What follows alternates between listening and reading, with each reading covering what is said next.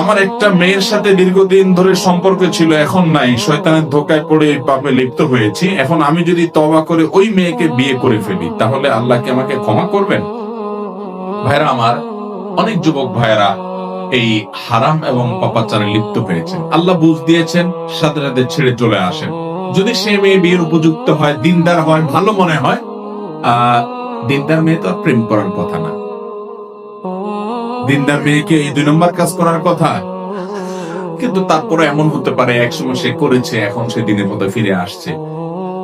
অথবা এই দিক থেকে তার দুর্বলতা ছিল, অন্য অনেক দিক থেকে মাশাআল্লাহ সে ভালো। তাহলে সব দিক থেকে ভালো হলে পারিবারিক ভাবে তাকে বিয়ে শাদী করার উদ্যোগ দেয়, সেটা অবশ্যই প্রশংসনীয় হতে পারে। যদি দিনই কারণে তাকে অগ্রাধিকার দিয়ে আপনি করেন, বিশেষ করে ভালো, এটা হতে পারে। কিন্তু এর কারণে আপনার অটোমেটিক আগের পাপ মাফ হয়ে যাবে, এত সহজ না। আগের পাপ মাফ হওয়ার জন্য আল্লাহর কাছে মাফ চাইতে হবে। কি চাইতে হবে? ক্ষমা চাইতে হবে।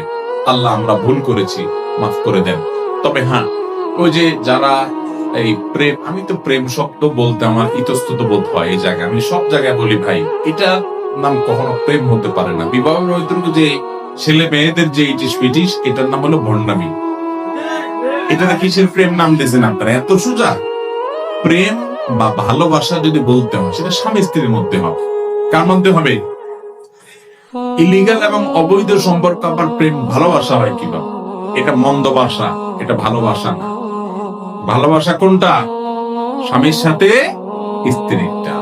যাই হোক, যদি কেউ এরকম 2 নম্বর কোন সম্পর্কে জড়ায় পড়ে, যেটাকে আপনারা প্রেম বলেন আর কি, এই 2 নম্বরেতে যদি কেউ জড়ায় পড়ার পরে বেশিরভাগ ক্ষেত্রে দেখা যায়, ওই যে ভণ্ডামি কেন বলছে, বেশিরভাগ হলো টাইম পাস। যুবকরা বদমাইশি করা, ফষ্টি করা তাদের ধান্দা। আর মেয়েগুলা অনেকে আছে এখলাসের সাথে প্রেম করে। এখলাসের সাথে প্রেম করে মানে কি, ও সত্যি সত্যি হয়তো ভালোবাসছে আর কি, কিন্তু সে বুঝে না ওই পোলা তো বন্ড পুরা, ও তো টাইম পাস করতেছে। ও অনেকগুলার সাথে সম্পর্ক করে, আর এদিকে মাদ্রাসার হুজুররা এসে কানে কানে বলে, হুজুর একটা মাদ্রাসার ভালো দেখে পর্দানসীন মেয়ে দেখবেন আমার। এদিকে অন্য মেয়েদের সাথে গোষ্ঠী করে। মেয়েরা তো টের পায় না, ও সর্বস্ব হারানোর পরে পরে বলে যে হ্যাঁ, বিয়ের লোক দেখে, প্রলোভন দেখিয়ে দর্শন, হানতান, নানান কাহিনী সাজায়। আল্লাহ তাআলা আমাদের ছেলে মেয়েদেরকে বোঝার তৌফিক দান করুন। ভাইরা আমার, এই তথাকথিত প্রেম, এই প্রেম নামক গন্ডামের পর কত মেয়েরা নির্যাতিত হয়, কত ছেলেরা ক্ষতিগ্রস্ত হয়, প্রতারিত হয়। এগুলো বেশিরভাগই প্রতারণা। হ্যাঁ, তোমাকে বিয়ে করবো, হান করবো, দান করবো, যে তলে তলে মহিলা মাঝা মেয়ে বোঝে। প্রতারণা হলো না? বেশিরভাগই প্রতারণা। যদি কেউ এই প্রতারণা করেছে, এরপরে তওবা করে ফিরে আসছে, আবার তাকে বিয়ে করছে, মন্দের ভালো। কিন্তু আবার এটা মনে করবেন না, অনেকে মনে করে হুজুর প্রেমের উদ্দেশ্যে বিয়ের উদ্দেশ্যে প্রেম করছি, আমার মধ্যে কোনো খারাপ মতলব নাই যে প্রতারণা করবো, 2 নম্বরই করবো, আমার নিয়তটা খালেস, আমি তার বিয়ে করব। এই উদ্দেশ্যে প্রেম করলে জায়েজ হবে কিনা? তো এটা নিয়ে আমি সবসময় বলি ভাই, কোরবানের উদ্দেশ্যে গরু চুরি করা জায়েজ হবে? আপনি একটা গরু চুরি করলেন, নিয়ত কি?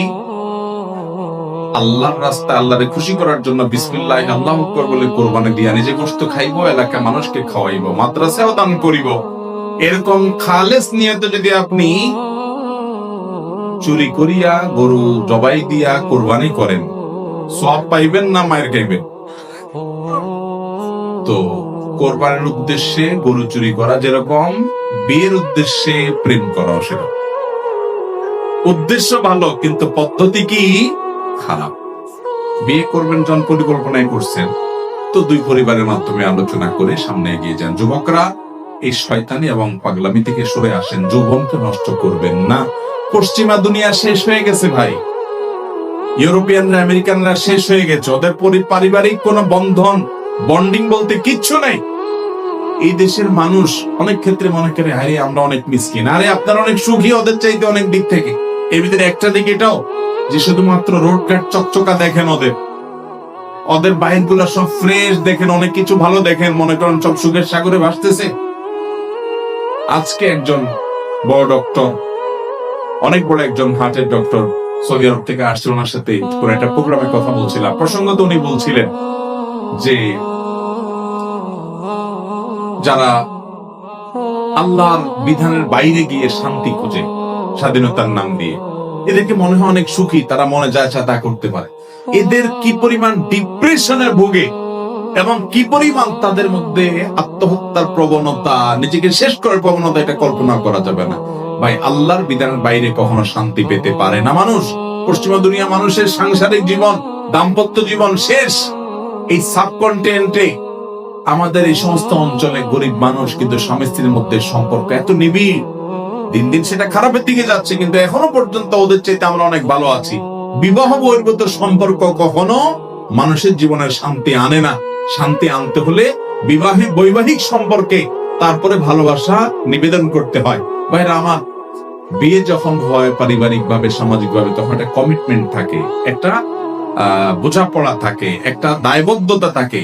এই জন্য দেখবেন এখানে জুলুম পরিমাণে অনেক কম ওই তথাকথিত অবৈধ সম্পর্ক থেকে। এই জন্য মিউচুয়াল আন্ডারস্ট্যান্ডিং এর নামে এই বয়ফ্রেন্ড গার্লফ্রেন্ড কালচার থেকে বেরিয়ে আসতে হবে। আল্লাহর ভয়ে হারামে আরাম নাই, আল্লাহ তাআলার বৈধ পন্থায় আসতে হবে।